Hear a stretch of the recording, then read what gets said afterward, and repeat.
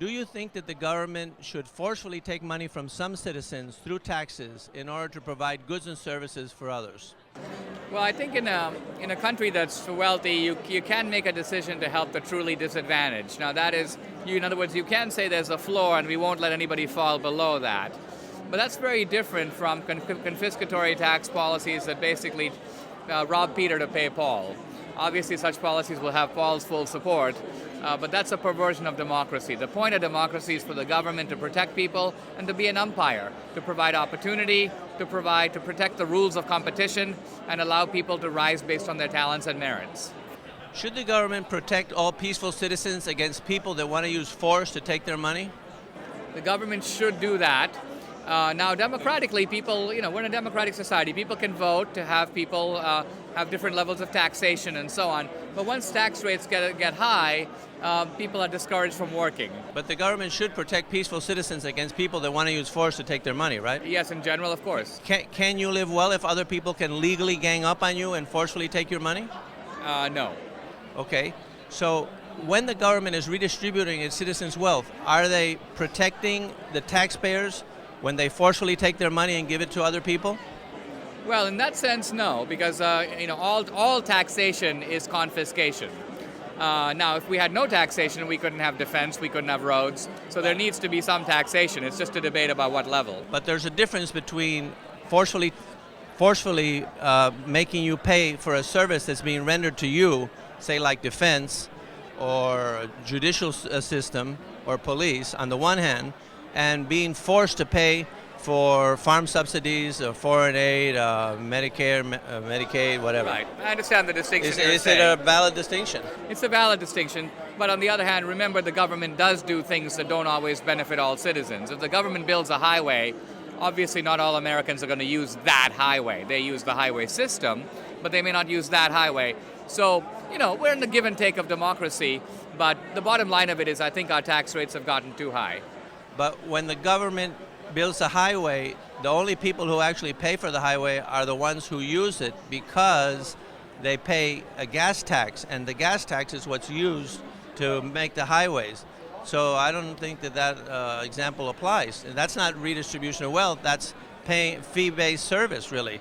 If you are a hermit in the mountains and you never go anywhere, you don't pay for that highway, right? No, but what I'm saying is the government will build a bridge, let's say that's the Golden Gate Bridge.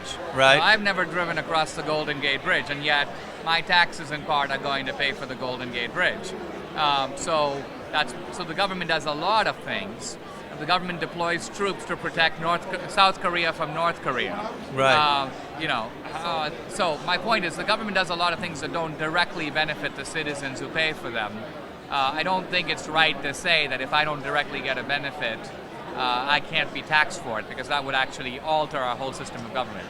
But previously you had said that you could not live well if other people can legally gang up on you and forcefully take your money. Are they not doing that when they create a special interest group, they lobby the government, and then they get the government to forcefully take your money in order to give it to them, to the special interest group? Well, one of the problems, and this goes back to Aristotle, is that, Aristotle said that the poor in a society will outnumber the rich. And in a democracy, one of Aristotle's fears is that the poor would use their greater numbers to confiscate the wealth of the rich. So we live in a system that is liberal, in the small sense liberal, democratic and capitalist at the same time, and there are some inner tensions between those ideas. So do you think that you agree that the government is not protecting all peaceful citizens when it forcefully takes their money in order to give it to other people? So do you think the government should protect all peaceful citizens, or it shouldn't? Because it seems like there's a contradiction there. Right. There are two competing values here. So let's say, for example, if 90% of American citizens decided that everybody who has a net worth of $1 billion or more should pay a special tax. Right. Would that be allowed? Democratically, it is allowed. Right. Would it be a good idea? In my opinion, no. Right. Let me give an example to see if we can concretize these abstractions. Say, if a group of farmers came to your home with shotguns and required you to pay them for not farming, would that be morally wrong? That would be morally wrong. But if they organize politically and they persuade the government to pass a law requiring you to pay them for not farming, then it's okay? Then it becomes morally right? It remains morally wrong, but it is now legally right.